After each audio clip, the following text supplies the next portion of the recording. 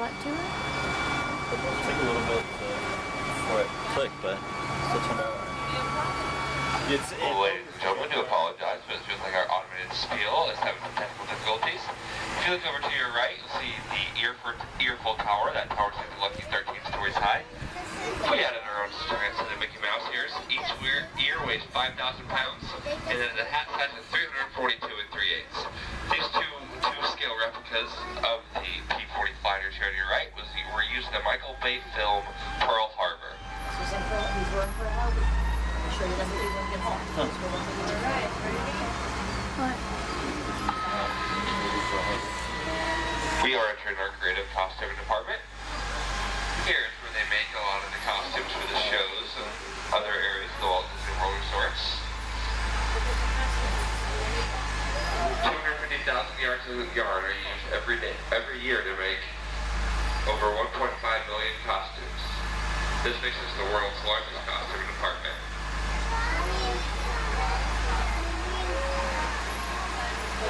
Why do they need to make tiny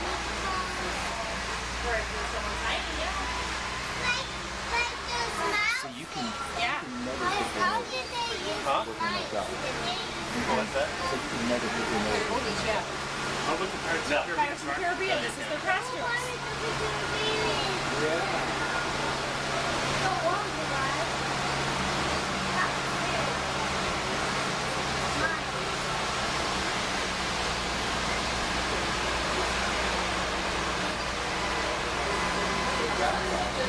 That's probably where they're making the scenery. See how there's the picture of like the town right there on the wall? They're going to make that out of the wood. Huh? Paint it.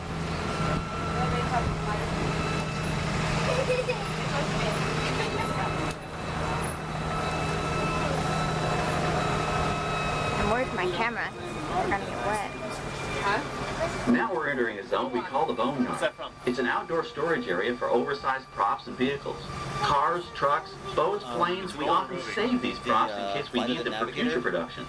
In this Flight Backlot of- collection, you may find real working vehicles, of the- non-working mock-ups, and even large-scale miniatures used in special effects shots. Large-scale models create a more convincing illusion on camera. We even place small cutout passengers in the windows of the plane. Look how they have broken up the car. Here's Herbie. Oh, it's back there. We're now passing by the sets for our Lights, Motors, Action, Extreme Stunt Show. On the left, you may catch a glimpse of the Mediterranean fishing village that sets the stage for this thrilling attraction. We'll get a closer look at it soon, but for now, we're approaching one of the largest standing sets on our back lot. It's over on the right. It may not look like much from this angle, but it's pretty spectacular on the other side. Look at the plane.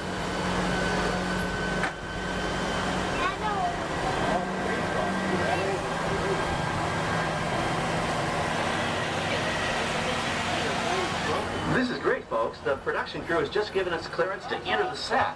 Here Hello, you go. Backlot This is Tour. where you're gonna get wet. I'm Amy, a production coordinator here at the studios. I can see your shuttle heading Because I see toward our water dripping canyon all set. over. I've given your driver permission to come in and take a look around. I'm up here with our effects crew, and we're getting ready to shoot a test sequence. Oh, on the way in, you're going to be crossing a wooden bridge, and things may get a little bumpy, so please, hold on to your belongings, especially hats, cameras, and glasses, and keep an eye on any small children in your party. And of course, please remain seated at all times. It's gonna get hot. It's gonna get hot. It's gonna get hot, and Welcome there's to gonna the be a set. flood of water As you can coming see, in. we brought the bare, dry deserts of Southern California to green, typically humid Central Florida. This set is based on real locations Why am that I our right in front of the production waterfall? designer took Huh? pictures Why am I right in the front of the Our set waterfall? crew spent about 6 months building the canyon, but we've used it for a number of TV shows and specials over the years. For our upcoming production, the script called for a tanker truck. We found this one in our boneyard, but it was too big to drive into place. So we picked it up on a crane and set it down here. We're up on the overhead platforms, and I see our director has arrived. As soon as the rain effect is ready, we'll begin the sequence. The rain effect. This sudden shower is really just a special effect. We rigged up a series of water nozzles just above your trim. The water sprays in a crisscross pattern to create a sense of depth. But this storm only covers the first few feet of the set.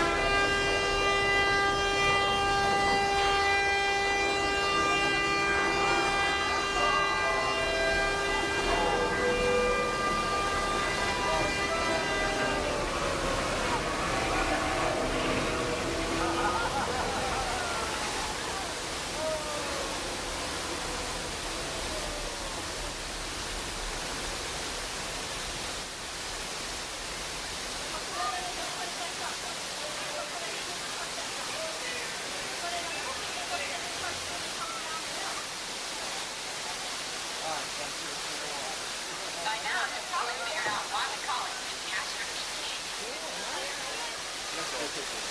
Huh? I got some good pictures. Yeah.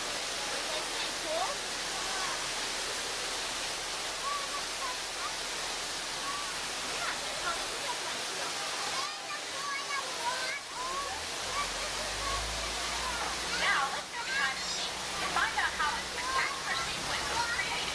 The canyon itself is a facade, a steel structure covered with wire mesh and layers of concrete, sculpted and painted to look like natural rock formations. Narrow yellow pipes carry propane gas to fuel the explosions and fire effects. For the flash flood, we used 100% real water, about 70,000 gallons of it, dumped from overhead tanks. Oh, but don't worry, we recycle. All of that water will be pumped right back up to the top for the next take. We shoot some of the water through air cannons for an extra dynamic effect. Those air cannons are powerful enough to shoot a basketball over the top of a skyscraper this size of the Empire State Building. To top it off, our shuttle was sitting on hydraulic shaker tables. They provided the shaking, rattling, and rolling sensations for the scene. The entire sequence can be reset in 3.5 minutes. That's just enough time to bring in the next shuttle. Well, I've got to get ready for our next take. Thank you all for being part of the action. Hey, I'm needed back on the set, so enjoy the rest of your tour. Okay, well, thanks, Amy, for giving us access to the set.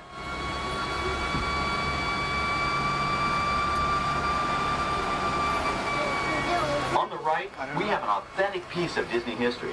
That Gulfstream 1 was known at airports across the country as November 234 Mickey Mouse, but we just call it the Mouse.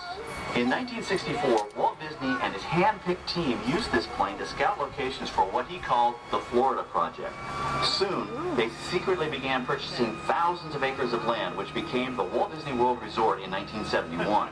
During the creation of the resort and later Epcot, the Mouse shuttled studio executives and Imagineers between Burbank and Orlando, making it the most used executive aircraft in the country. Appropriately, the Mouse retired here in 1992.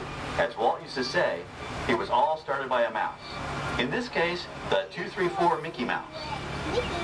On our right, we once again sweep past the magnificent Mediterranean village of our lights, motors, action extreme stunt show. This high-octane attraction is based on the hit show from the Walt Disney Studios Park in France. In this action-packed production, you'll feel like you're right there on the set during the filming of a spy thriller, complete with custom-built cars, motorcycles, even jet skis. You'll experience the split-second timing, coordinated driving, and fiery special effects that make action movies a real blast.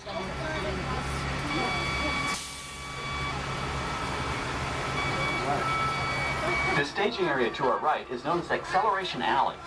Here, the custom-built stunt show vehicles rev their engines up to 70 miles an hour before making their high-speed entrances onto the stage for our lights, motors, action extreme stunt show. Of course, these are professional stunt drivers. We hope you'll enjoy their daring driving skills, but please, don't try them yourself.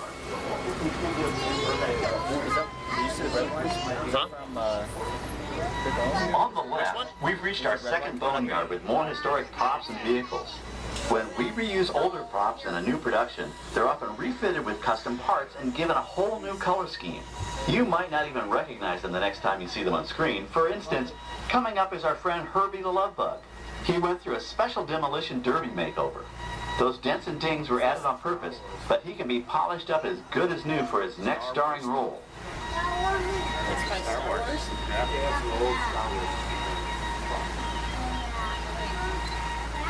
On our right, we now have a very different view of the fishing village set. From this point of view, you can see that there is no inside of the buildings. They are just false fronts or facades.